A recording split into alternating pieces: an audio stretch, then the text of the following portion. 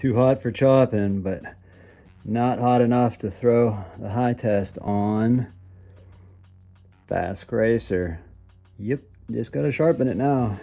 And then hung and swung. You know what? I think Basque racing handle. Yep.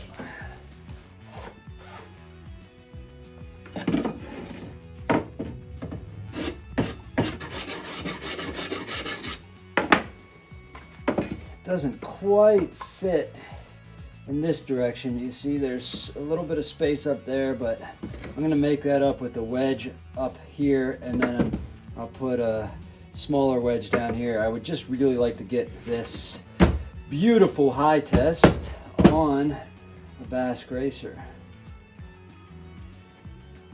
So here you guys go. I think you can see what we got. It's really squeezing the kerf together tight, so I want to take some more off of there. And you can see it is going to be a little short in that direction, though I think, I think it's going to tighten up on the bottom. So what we'll have left is just something to fill with a wedge, which isn't ideal, but I've seen it done before. I've done it before. You guys have done it before. You know it'll work. I'm just going to get this down to just a little bit proud and try to save as much of this as I can to save as much length. Also, a couple notes on setting this.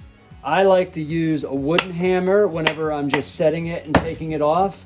And then I finish with a brass hammer. And you do need to watch, you don't want to hit out here on these basket axes because this laminated swell will easily bust off. And then I always finish by turning it upside down and just cracking it on the concrete a couple times. And I find it always goes a 1/4 inch to a 1/2 inch more. In fact, I suspect if you just went around your shop and took your axes and cracked them off the concrete, they would probably jump down a little bit. Here's what I was worried about. I was worried about this. I hit this on the concrete once already and it bumped up a little bit. Watch this. Look how much that moved up there. That's worrying. I can't be tight at all. Look at that. I mean, that's crazy. That's not seated at all. Now it's seated. So always finish off the concrete like that, in my experience.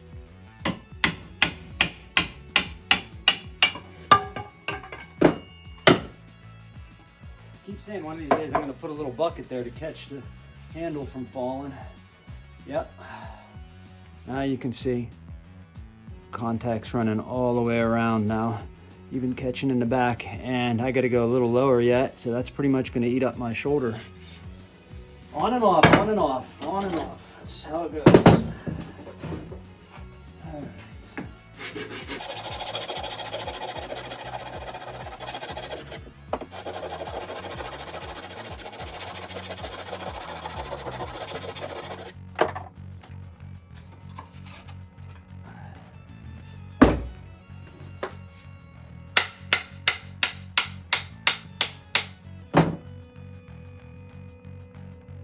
Perfect alignment there.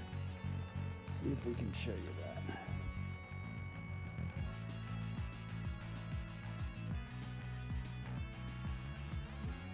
Hard to show you, but I think you get the point. Nice and in line. And we're almost proud. I'm gonna go a little bit further, and that's pretty much all the shoulder I got left anyway.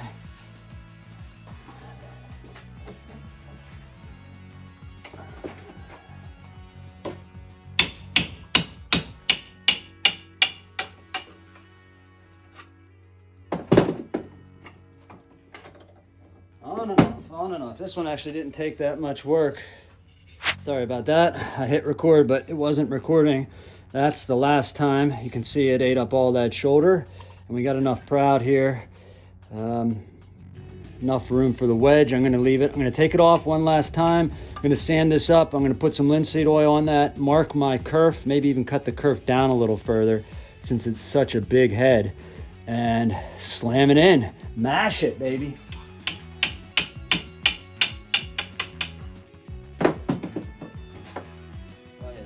can see now it's sitting down on that, so I'm gonna sand that smooth so that that transition is nice and smooth. And we got contact all the way around. I'm gonna take the kerf down just a little bit more. All right, last time. Slides right on there. Sure she ain't gonna come off. Wood first, brass second.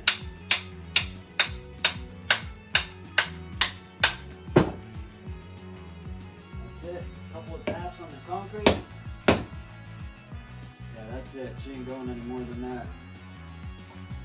We ate up every last bit of that shoulder, and you can see we ended up only with the tiniest gap down there. Nothing I'm worried about. I do got a lot to fill up here though, so I want to make sure I have a slim enough wedge that's going to go all the way down in there. So I'm going to take my time. Damn it, I forgot to put linseed oil in there. I always do that. That's all right, I can get some in there now. Okay. For you guys who give me shit about knocking in wedges in the vise like this, this is why. It's just easier that way than trying to hold it and smack it like this, it just seems stupid. That's why I do it that way. All right, time to pick a wedge. See what we got here. All right, so Basque handles are made out of beech. I don't know if I have any. I could just marry beech with beech. Some red oak. That's a nice long thin red oak. I'm looking for something long and thin here because it has to travel so deep. There's elm, nice and thin. That's an option. Sage, sycamore. Ooh, that's tempting. That's really thin. Beech. Do I go with beech? Beech on beech. Yeah, I think so. These are fatter than no, they're all right. Let's do beech on beech. All right, I do got to cut this down some, but if you can see, it's blunt on the bottom, and I'd rather have that as thin as possible to have a chance of going all the way down. So I'm going to thin it down some.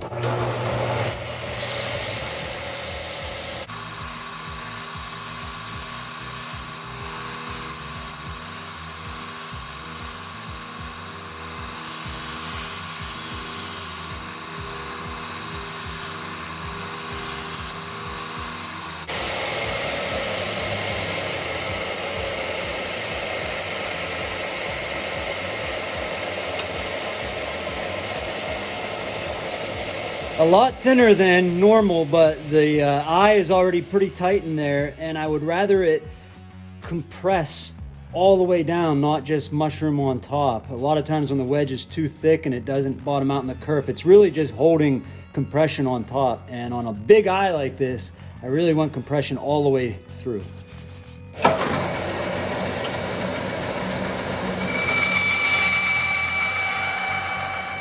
You guys can see what we got there, a nice wide kerf, but I don't have much room. That's why I went with a thin wedge. Okay, I did save this little sliver in case I need to fill the sides or the bottom. I don't think I will, at least not much. And as Lane would say, little glue, haters gonna hate. Anytime now, there we go. Don't need much there, but I'm not planning on putting a step wedge in this, so I just want a little glue right down on the bottom, just so it'll hold. That's plenty, more than I needed. Yeah, I'm not a big fan of it, but sometimes you need it. If this goes well, this wedge should go more or less all the way down in there. I have it marked out. I mean, it should go right about here, so we'll see if it's going to go that far. It's so thin, I'm worried it might break, but let's see.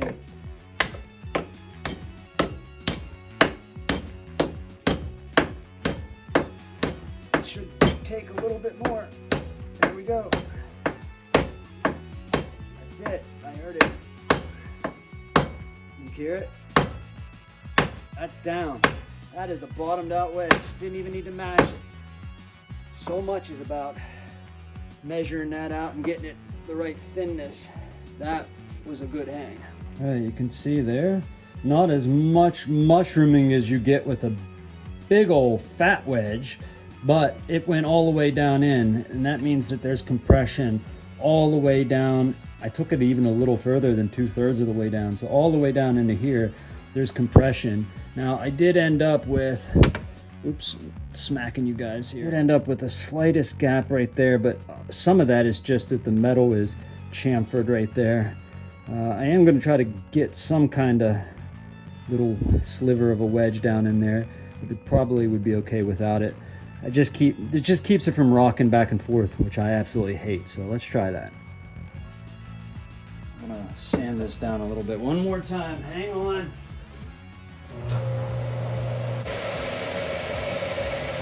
All right, I'm back. I feel like Buck and Billy Ray just disappearing for a minute there. All right, whatever goes in, goes in. Let me try this guy.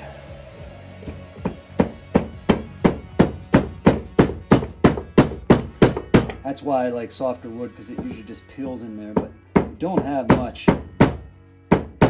That's it. One last thing about alignment. Some of you know that this is the alignment Dudley Cook suggests, where the center of the bit lines up with the swell when the swell is down on the ground. Don't get hung up on this. I've had axes that are more closed, more open. They tend to be more open than closed. And it just doesn't seem to make that much of a difference. If it works out like that, great. If it doesn't, it doesn't. Worry more about getting the bit in the line this way. And even if that's slightly off, it's not a deal breaker. That's it. That's all I'm going to do. Next time, sharpening.